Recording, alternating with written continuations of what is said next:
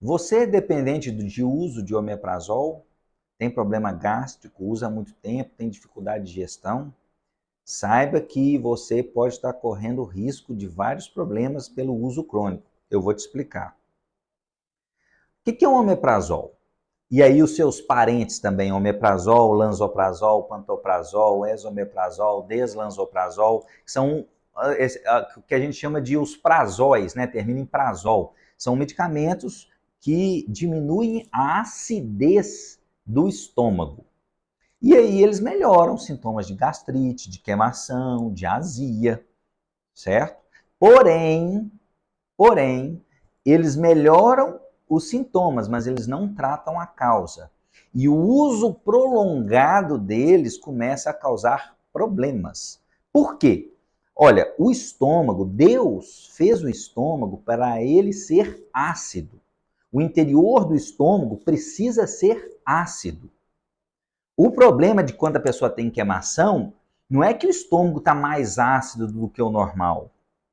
É porque ele não está tendo um fluxo no estômago adequado, e aí você tem um refluxo de suco gástrico. E na hora que o suco gástrico, que fica no estômago, não dá problema nenhum, volta e encosta no esôfago, nas células do esôfago, aí sim a pessoa sente queimação, sente uma dor, né, a queimação, muitas vezes ela vai subindo e muitas vezes ela fala que está sentindo uma dor no peito, uma dor retroesternal que a gente fala, muitas vezes confunde até com infarto, certo?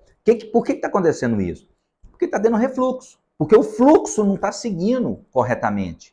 Uma das formas de, inclusive, melhorar esse fluxo é justamente manter a boa acidez do estômago, porque é a boa acidez do estômago que abre a válvula de escape do estômago para não ter refluxo, para o suco gástrico descer.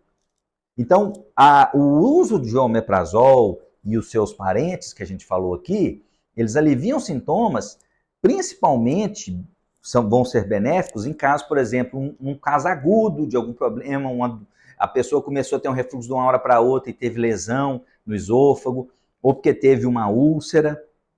Mas esse uso prolongado de pessoas que usam há meses, há anos, há décadas, tem gente que usa há mais de 10 anos, 20 anos de omeprazol. Então, aí ele fica dependente. Fica dependente e toda vez que ele quer parar de usar, ele não dá conta, porque aí o estômago dói. Dói porque está acostumado com o omeprazol, que está mudando aí o pH do estômago, a acidez do estômago dele. E isso vai causar problemas, porque se ele está usando constantemente, ele está baixando constantemente a acidez do estômago. Se você está baixando constantemente a acidez do estômago, o estômago não vai conseguir fazer as funções de forma plenamente que ele faz. Quais são essas funções? Digestão, principalmente digestão de proteínas. Para a gente digerir a proteína, tem uma enzima que chama pepsina.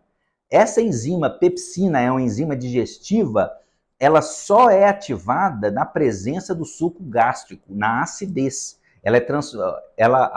O corpo produz pepsinogênio e esse pepsinogênio se converte em pepsina mediante a ação do ácido clorídrico, que é o ácido do estômago. Se você baixa a acidez do estômago, você baixa a pepsina. E aí, consequentemente, você vai baixar também a sua capacidade de digestão de proteínas. Se você baixa a sua capacidade de digestão de proteínas, você não vai absorver proteínas de maneira adequada. Só porque você come uma carne, um ovo, não quer dizer que aquela proteína vai chegar no seu sangue. Às vezes boa parte vai ficar no intestino e vai ser eliminada nas fezes. Por quê? Porque você não conseguiu digerir e aí não conseguiu absorver. E isso vai causar vários problemas, como, por exemplo, baixa massa muscular, até queda de cabelo pode acontecer, porque é baixa de proteína. A pele vai sofrer, vai cair produção de colágeno. Osteoporose também acontece, porque a osteoporose você precisa de proteína para deixar o osso forte. Se a pessoa tem baixa massa muscular, baixa proteína, a tendência é o osso enfraquecer. E você tem um outro problema ainda da osteoporose relacionado com o omeprazol, porque o omeprazol, o uso constante, contínuo, por muito tempo de omeprazol, ele vai diminuir a absorção de cálcio e magnésio, que são os minerais mais importantes do osso. O magnésio é mais importante ainda que o cálcio. Então, ele cai esses minerais, ele cai proteína, a tendência a ter osteoporose. Outro problema do uso contínuo do omeprazol.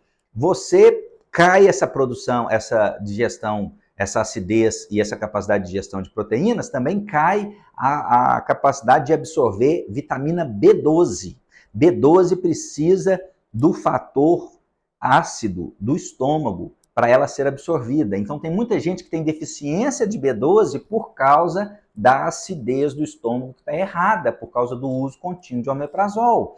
E o que acontece se a pessoa tem deficiência de B12? Ela pode correr o risco de ter uma anemia, que é chamada anemia megaloblástica, que é uma anemia típica da carência de B12, e ela também está sujeita a ter problemas neurológicos, porque a B12 ela age no sistema nervoso, certo? Então ela é boa para os nervos periféricos, tem gente que tem dificuldade, às vezes, já de movimento, alteração de memória, de foco, de atenção. É muito comum idosos, principalmente, que são mais debilitados, terem quadros de demência por causa de B12. Você repõe a B12, melhora. Né? Não estou falando que toda demência é isso, mas só para você ver que, como é que a B12 é importante.